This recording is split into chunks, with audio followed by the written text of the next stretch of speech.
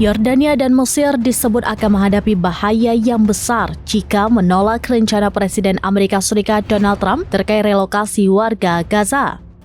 Pakar ekonomi Yordania, Amer Al-Soubaki mengatakan, pasalnya Yordania dan Mesir hingga saat ini masih bergantung dengan Israel. Yakni Yordania dan Mesir ketergantungan atas kebutuhan dasar seperti air dan pasokan energi lainnya. Menurut analisis Al-Soubaki, Amerika Serikat dan entitas Zionis akan memberikan sanksi ekonomi untuk Yordania dan Mesir jika menolak rencana Trump. Bentuk sanksi ekonomi yang membayangi Yordania dan Mesir, diantaranya Israel memutus pasokan gas, sehingga kedua negara itu akan mengalami pemadaman listrik. Selain itu, Amerika Serikat akan menghentikan sejumlah program dana moneter internasional. Hal itu nantinya mengganggu alat-alat penyesuaian keuangan dan melemahkan kemampuan Yordania serta Mesir dalam menghadapi tantangan ekonomi.